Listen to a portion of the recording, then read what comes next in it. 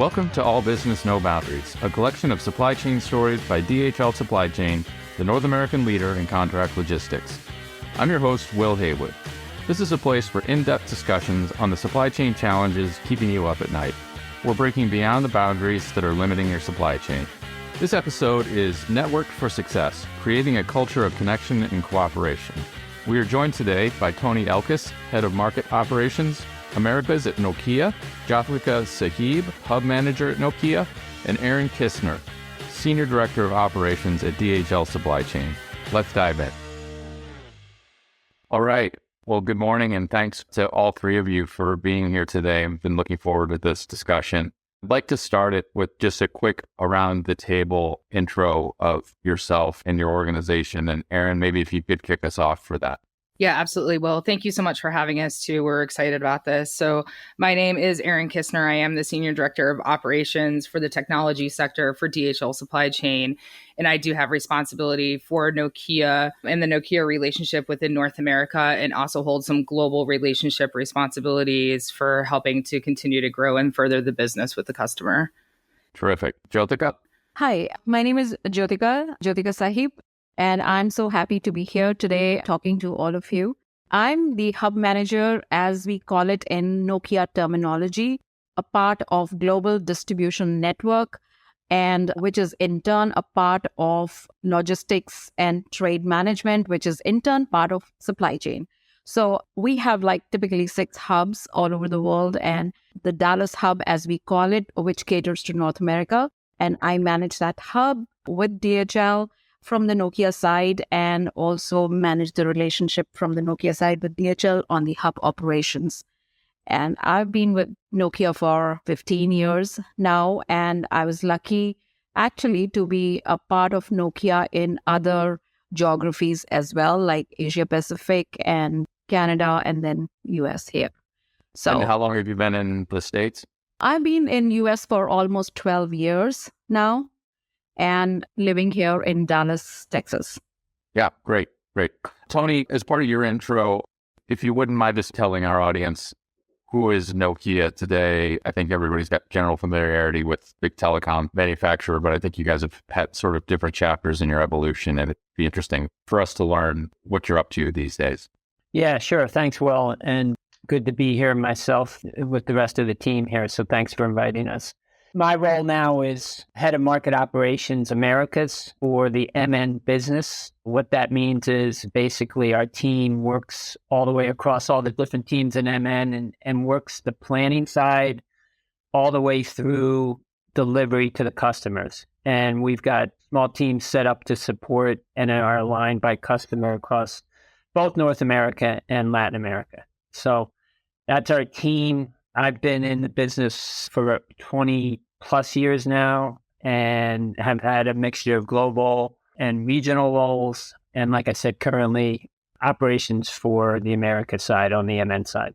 But sorry to interrupt, but the MN or NN, I'm not sure I'm hearing you. Oh, sorry. Yeah, good point. Yeah, what is MN, that? MN is mobile networks. Okay. Good. And maybe that's a good lead-in, Will, to kind of how the company's set up today, but maybe just 1 minute on the background, because you mentioned it. And Nokia's been around for about 155 years.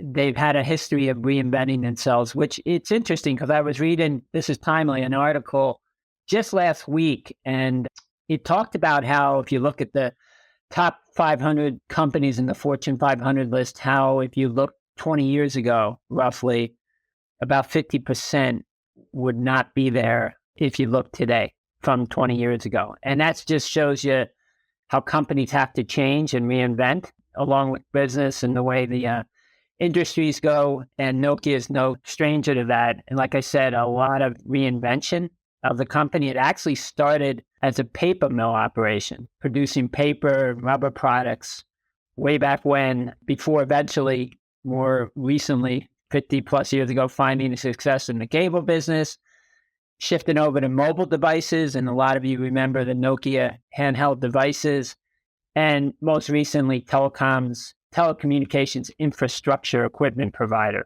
And that's who we've been in the last few years. Interestingly enough, we've had a rebranding just this year at Mobile World Congress, which is a big telecom event in March. And it's been planned for a while, but the company came out with a rebranding really to focus on what we are today, which is an industry leader of a B2B technology innovation leader. And what that means is we're all about the future networks and how to provide that to our customers. So it's been an exciting few months in terms of that rebranding and taking that to the market, and it's been received pretty well. As far as the business goes, where we operate globally, about 130 countries, about 25 billion euro annual sales, leader in technology, obviously. And you can see that we've had about 4,500 patent families just essential to 5G and about 9 Nobel laureates prizes along the way. So quite a history from the Nokia side and quite a transformation. We've got like 4 key business units that work across the portfolio. The first one is mobile networks, which is the radio access, microwave, and related services. Second one is network infrastructure, which is our IP networks, our fixed networks, and optical. And then cloud and network service is the third, which supports the core networks. And then lastly, Nokia Technologies, which is really our patent and technology licensing arm and portfolio. So that's how we're set up from a business group standpoint. Lastly, our go-to-market, our big customers are the CSPs or communications service providers, big names like AT&T, Verizon, T-Mobile, etc. But we're also in the cable space, and we're really growing on the enterprise space, and that's kind of the next segment to watch here. Pretty exciting stuff going on in that space and more to come. So that's a little bit about the company, and hopefully that sets the scene for our discussion here, Will. Yeah, that's great. Thank you for that. It's pretty interesting corporate history. In terms of the types of products that you are selling and DHL is helping you distribute, what would be an example? Yeah, I'll take that, Will, if that's okay. So Sure. really, the best way that I describe this to anybody, whether I'm giving a tour of the site or just talking to people about it, it's anything to make a telecommunications network work, really. So anything to get your mobile device, your iPad, MacBook, or, non-Apple products as well, right? Your Samsung tablet to work. That's really what we house and distribute. So it can be anything from zip ties to nuts and bolts up to like 7-foot in diameter satellite dishes. And there's ice bridges for cell towers and radio base stations and battery backup units. And it's really a wide array of material, even to some smart home devices that Nokia distributes as well. So it's interesting. And that's what makes this customer and the product that we handle so unique, because it varies in sizes and also weight, right? So it can be complicated to handle or very easy to handle. And that's just part of the dynamic of Nokia. Yeah, got it. How long has this relationship existed between Nokia and DHL? Yeah, this relationship has been like 20 plus years, and it has started in different aspects. So it is a global customer for us. We handle, transportation and as well as warehousing, and then also even just some cross-dock services too. So one of the unique things about the Dallas hub is we actually touch all of the different business units of Nokia, as well as all of the different services that we support within the hub. So it makes it very unique. Yeah, interesting. So Jothika, thinking about the Dallas hub in particular, because I think that's where you've spent a lot of your thinking time. Can you describe sort of what it does for Nokia and its customers, and then how you think about the relationship with DHL to deliver to that end? Yeah, sure. Actually, before I really delve on the relationship aspect, what it does, what this distribution center or hub, as we call it, does for Nokia is primarily distributing our products not only to the customer centralized distribution centers, but also to the site set times, also to the drop-off points, which are, closer to the sites. So anything, as Erin mentioned, the array of products is right from a zip tie to a big antenna, whatever comes in between.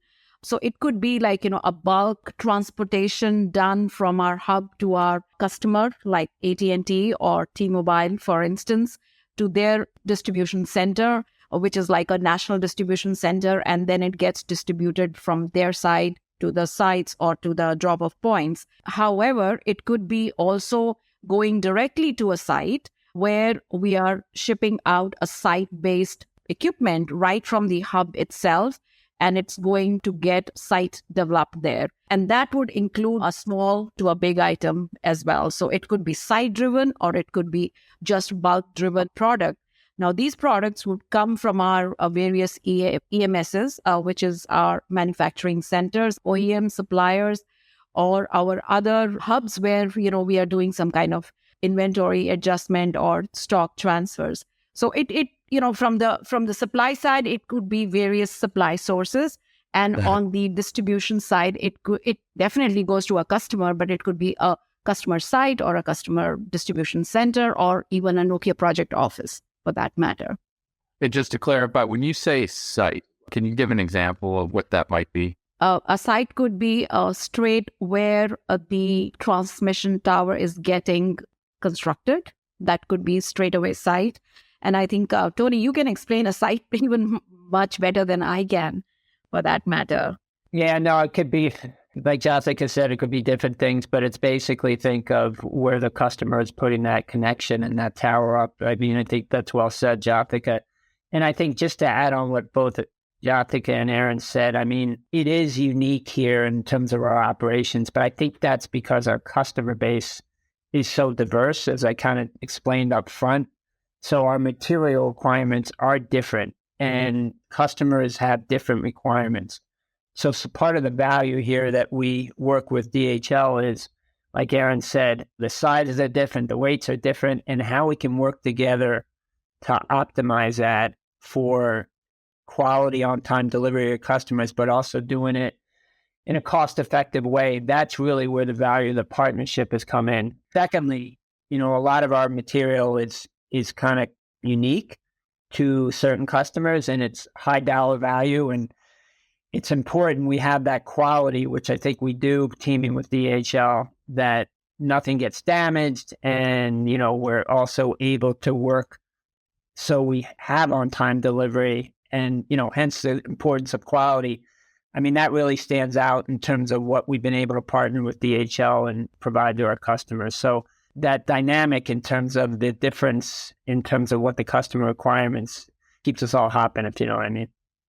Sure. Yeah. I mean, I'd be interested, Erin, to hear from you a little bit about this. A lot of DHL's business is consumer packaged goods, shipping cereal and pallets or cases into a grocery store, pretty standard kinds of distribution. And all of that's important and it has its own requirements, but it sounds like what DHL is doing for Nokia is quite different given all of what Tony and Jothika outlined with respect to their kind of goods that are being handled and the customer requirements and the destination points for shipment. From a service provider standpoint, do we have a lot of that you draw on with your other DHL colleagues, or is this sort of a one-off? How does it work? You asked earlier, really, the evolution of this. So specific within the Dallas market, years ago, about 2016, Nokia acquired a company called Alcatel-Lucent. And so we had DHL won some additional business. We had a small operation for their hardware services, which is really their reverse operation for the field network equipment that goes out for mobile networks and network infrastructure. We, DHL, were able to expand that into this O-Hub operation, as Nokia calls it, and continue with hardware services relationship. So with that, there was a lot of volume. So you hear a lot about 5G, and it was really gearing up for the 5G delivery. So you can't really turn on the TV now without hearing about it. And you can see it on your phones now when you have access to that network. There was a lot of volume. We were operating at that point in time out of 3 warehouses, about 1 million square feet in totality, just because of the amount of product that we were ramping in to support the carriers.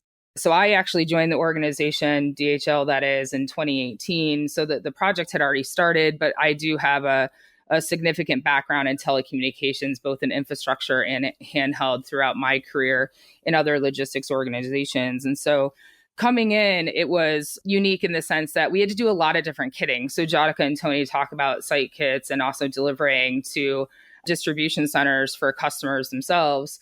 So everyone requires different level of handling in the sense that if we're delivering to another regional distribution center or national distribution center for an AT&T or a Verizon or a T-Mobile, then, we may have to package goods in a certain manner so they can store it, in the most optimal, efficient way. So they want to unload the truck, they want to store it in their warehouse, and then be able to pick and pack and ship, as quickly as anybody else would from a productivity standpoint.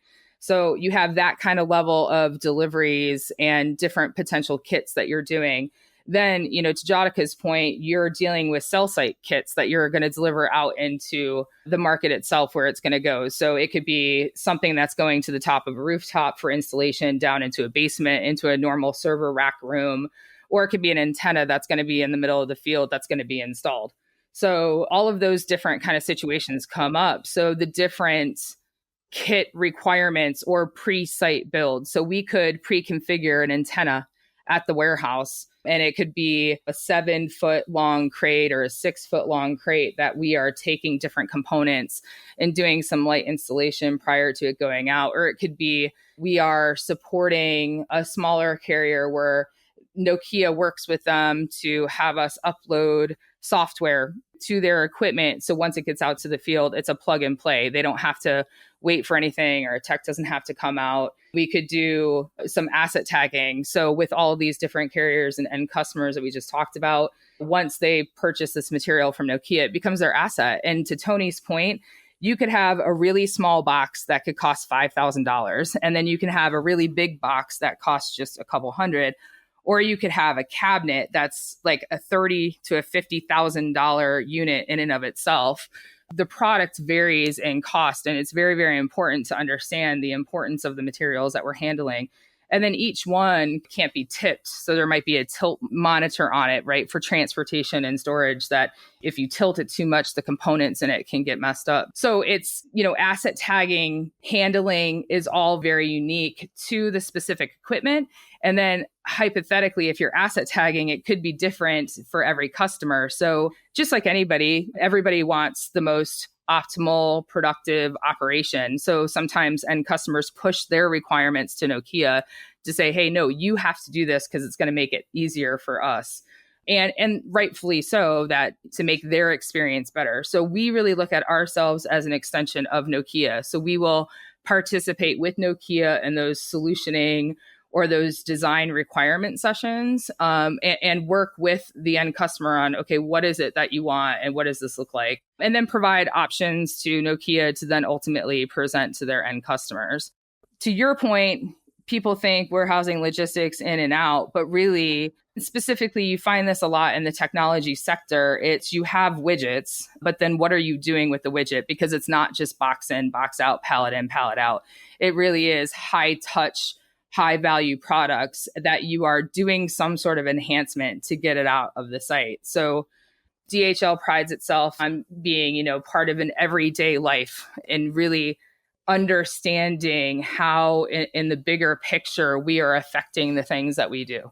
So really getting out to the teams on the floor and explaining, one, the importance of the equipment that we handle, because it is really important, right? We allow people to communicate, learn, get information. That's what the equipment in the warehouse is doing. So it's an integral part of just life in general and information exchange and communication. So once they kind of understand the importance and how it can affect, hospitals and governments and teaching and school and work, they really started to be like, hey, this is pretty cool. And that's how important it is that we do.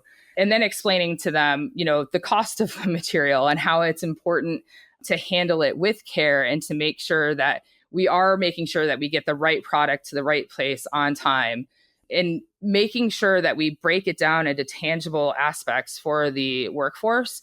And that's really built this culture of, one, understanding, care, pride in what they do, and wanting to provide those solutions for Nokia. And I think the great thing about Nokia being such a diverse organization that they are, and the different aspects that they work within, and then just also the fact that they're global as well, everybody gets to have a voice. So we get some of our best recommendations on how to optimize, whether it's packaging or a shipment or a truck, or how to change a process or how to streamline a process, from the associates on the floor. And I think that partnership of communication, openness, transparency has really cultivated that environment for us to all be successful. Yeah, so I wanted to follow up with you, Jothika, on the people part, because at the end of all of this, despite process and technology, it's people who ultimately have to deliver every day. How does Nokia think about and work with DHL on the associate engagement front? The labor market's been tight and tough over the last couple of years. How have you come at it, and where have you been successful, or maybe what lessons have you learned along the way? Yeah, I think from Nokia perspective, we definitely would want, as our operations are complex in nature and there is a certain amount of time taken to train people, we would not want DHL to lose people in the labor market is today here in Texas or even all over. I think that has been a success story as far as this Dallas hub operation is concerned, because I think from the technical know-how perspective, we have not really lost people. I think you can comment more on this as well, because it's like, your team and people who are working there and the kind of culture you cultivated there.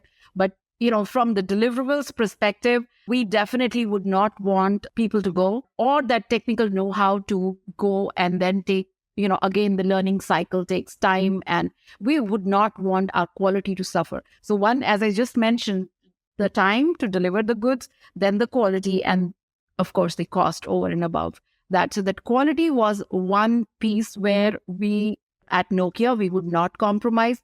Neither of our customers would compromise. And we've had many incidents in the past where, we had nightmarish scenes on the quality of the products and the quality of packaging and the quality of the goods received at our customer site. And I think over a period of time, it's evolved. Definitely, Erin, you can talk about the culture you cultivated, your organization, to have people who would want to work for DHL. Yeah. So I think it goes back to communication. I believe that the more open, transparent that you can be with your team and your customer, the more successful you're going to be, because you're going to understand what the real need is, and also what the voice of the customer is, like where you stand in relation to them. So from the DHL standpoint, Jothika's right. I mean, we had some very challenging times that we've had to overcome, and Tony and his team just dealing with the customers, they also understand that, to the point where now we do get a lot of kudos from the end customers on our service delivery and quality. And how that happened was just really breaking it down to the team and explaining, and also making it relevant to them. So very early on, so when I started with the organization, I was the general manager for the operation in the facility. So I had the direct responsibility for the success of the operation on a day-to-day standpoint. So it was getting out on the floor and explaining to them,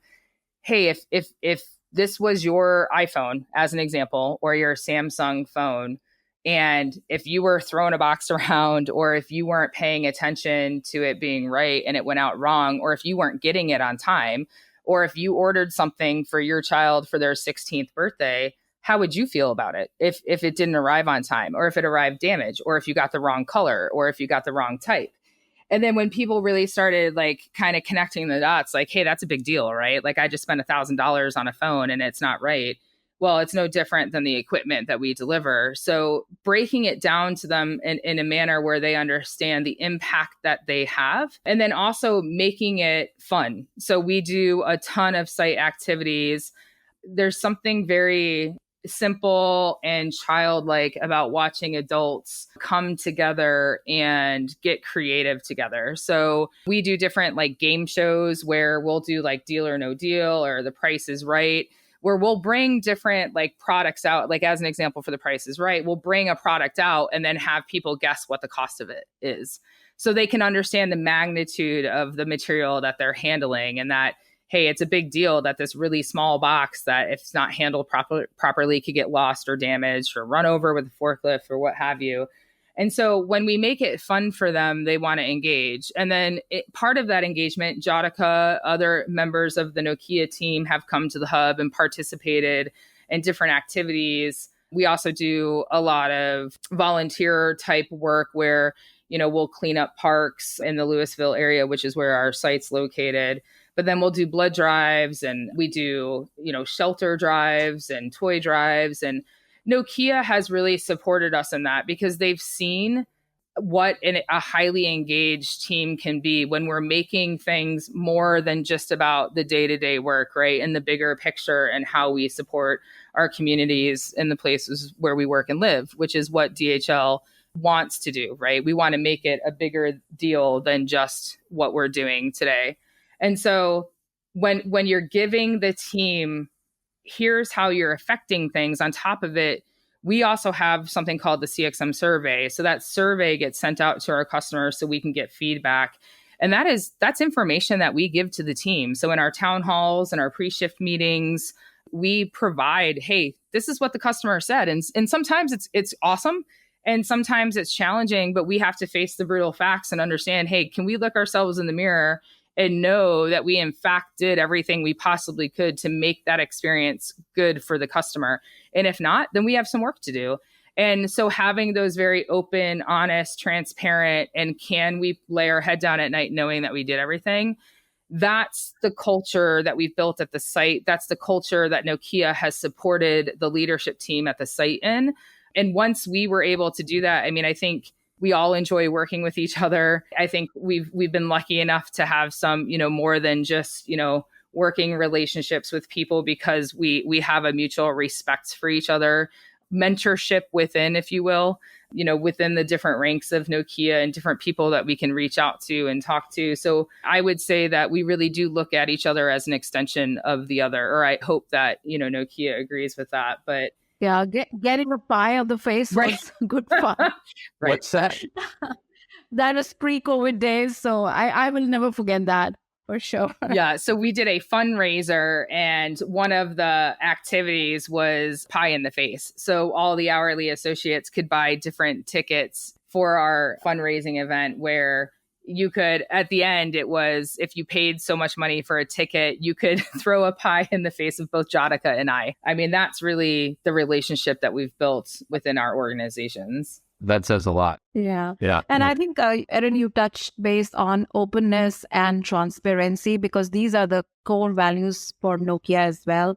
And that's where I think if, both the organizations have similar core values, it's bound to work then. Yeah, otherwise it would not. Yeah. Okay. So Tony, I wanted to just turn back to you. Obviously, a lot of energy in the relationship and a lot of years. What are your reflections on the conversation today? Yeah, it's very evident, the passion, which I think goes a long way to why we're successful together. So that's good. I think just in summary, Will, I think, the market continues to evolve. It's a dynamic market, as you heard.